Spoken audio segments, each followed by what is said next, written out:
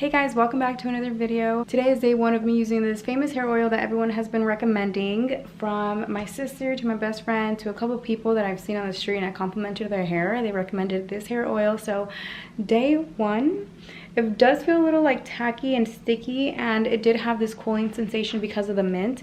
So I'm gonna take it as it's working and I cannot wait to see results. I'm gonna keep you guys updated because I know I had a couple of you guys interested in seeing if it works or not for me. So I'm gonna just try to stay as consistent as possible. Right now, I'm gonna be heading to the airport here shortly to go pick up Marco. So he left for 2 weeks to go work and he's finally coming back. I missed him so much, especially like the kids. Sebastian can ask for him now. He's at the age where he knows like, where's daddy, and starts asking me all these questions and things like that. So I'm so excited that he's finally coming back. It's currently 9 p.m. and he flies in at 11:30 in San Diego, so I have to go pick him up all the way over there. And I normally go to sleep by 10, so this is gonna be interesting. I'm gonna go downstairs right now to make myself a coffee so I can make sure I'm wide awake and I'm not feeling like sleepy on the road. It's all the coffee mates and the instant coffee.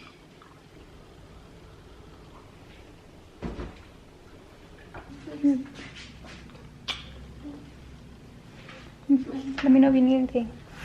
Avísame si necesitas algo. Te acabas de bañar, no te ves enferma. Okay, bye. Alright guys, so I'm finally in the car. I'm gonna be on my way to pick up Marco, and I feel like I can finally talk a little bit louder. It's just being in the house and knowing that my babies are sleeping. It's just an instinct to talk lower, simply because I don't want to be the one. I don't want to be the reason why they wake up and then I leave them crying because they know that I'm heading out. But my mother came in clutch, and she's going to be watching them while I go pick him up, so I don't have to drag them with me at 11:30 p.m. But it's currently 9:50 and I have about an hour and something to drive. So I am good on time. Jeez. Hello. Hi. I miss you. Me too. I'm glad I'm home. Hi, baby.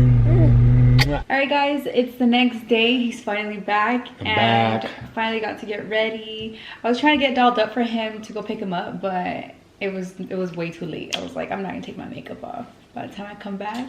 Just got a But haircut. I missed him, my little cutie. Son's at school and daughter's asleep, so we can film. Talk about like our upbringing and kind of like see our differences and everything. We've been married already like for almost 5 years, but we do have really different upbringings. All right, so I wrote down a couple questions to answer, and then we'll see how like our upbringings were different, how we ended up together. The first question would be, who had a stricter household? Me. Like upbringing. For sure. For me, my parents were not strict at all. On the contrary, like we didn't really have rules in my house. There was no schedule. It was just kind of like do what you want as you please. No, it wasn't like that for me at all. I literally had to be home by like, yeah, I never went out. So that's the thing, is that mine was definitely strict. It was like if I ever went out, which one time I remember forever, which was homecoming, my very first year, you know, freshman year. I got home at 10 o'clock. My mom was waiting for me, pissed. You know what I'm saying? Like I was like, come on. First of all, I wasn't even drinking. I was a freshman, and that just kind of paints you a little picture of how strict my house was. Okay, so between both of us, who had the stricter household? Definitely me. Him. Definitely. And it was because his mom. She was a single mom, so Yeah. she had to raise 2 boys by herself, and yeah. Which is crazy because when my brother was there, when I left to the military, my brother was there, and he had probably your liberty. It was like he was able to go anywhere, house parties, all that. Of course, the third child always gets everything, which is you. You were the third child.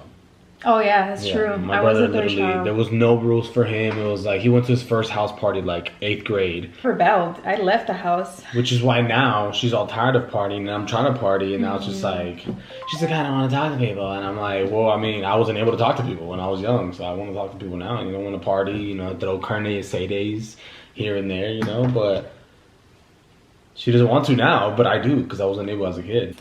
Yeah, I know, but we're trying to incorporate more of mine though when it comes to our kids. Yeah, because I rebelled, but I wouldn't want my kids to go through a lot of the things I went through because of that. So it just took a lot of like trial and error for me as a teenager, trying to parent myself and figure out what the hell I want to do with my life. So you think it's better to have the upbringing you had or the upbringing I had? I think there should be a well balance, like Yeah. not too strict so you won't drive your kid away, but not to the point where my parents didn't give me a guidance. So are your parents still together? No. I kind of answered that already. Both of our parents are different. So that's the thing, is like even when your parents aren't together, you can still have a different upbringing, you know? So both of our parents are Hispanic, both our parents were separated, but both of us have different upbringings. So the third question is the type of neighborhood you grew up in. So I'll start by saying that I grew up, I was born in California for 7 years. So I remember a lot of California, but I was mostly raised in Vegas. Nice area, you know, so I think that's why I turned out all like a little suburban baby, you know. It was like a suburban, you know, baby. Not even a baby though, because I was already 7 when I got to Vegas, but because we lived in a bad area when we were here in California. Like it was a bad area. So honestly, I'm glad my parents made the decision of moving out to Vegas, because if we would have stayed in California, like I would have been like, you know, like I would have had like 5 tattoos on my neck already, you know, like it would have been like all bad. All thugged out, you know. So I'm glad that I moved to Vegas. That my parents made the decision to move to Vegas, and we lived in a very nice neighborhood. I had a very cool upbringing. Obviously broken up because my parents weren't together, but it was a very nice neighborhood. You know, you got to know all the kids around and everything, and it was nice. Got to miss a lot of the eloteros though, because I do remember eloteros, you know, coming around the California neighborhoods. Yeah, that's not a thing in Vegas, but I mean, my parents did an awesome job by having us go over there and have the kids raised in a nice neighborhood. But you, where were you, you know? A lot of people can relate to your upbringing, so it's just like kind of just... I guess my upbringing, like just by talking about the high school, there was a lot of riots. There was even a drive-by shooting maybe like a couple years before I started high school. There was a lot of violence and drugs and all that stuff in where I grew up. And that was kind of more of my upbringing, my neighbor, like my area. What mattered more was how tough you were instead of how much education you had. So it's like you'll be the cool guy if you were the most intimidating one, if you had the most drugs, like things like that. That's where my upbringing was. If you had like school police come escort you out and stuff like that. Yeah, like you'll be like, damn, you know, that like guy's the movie cool. The New Guy. Have you seen The New Guy? No. Okay, it's like freaking awesome. He's like this weird dorky kid, and then he like goes to jail for some reason, and then they bring him back a new kid, whatever. He's still the same kid, but he's like looked that cool because he got brought in a SWAT car and all that. So that's kind of like similar, you know? If you guys know what that movie is, by the way.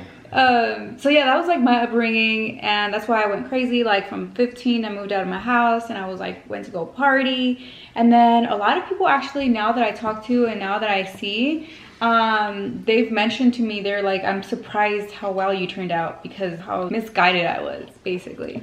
Look at our house now, babe. It's a huge 360 or 180, you know, flip in your life. So yeah, it's kind of shows it doesn't matter where you grew up. It just matters how much you put out. One thing I would say though, like even though I was going through all these phases, I left my house at 15. I was going wild and out. One thing I do want to say, although I was doing all those things, was that I felt like I had a good head on my shoulders. I felt like I was going to be good. I felt like I was going to be successful. Yeah. So although I was going through all these phases and going wild, deep down I was like, I'm going to be good. I'm going to get out of this. I don't know how, when, or what, but this is not going to be my reality anymore. Like it was crazy.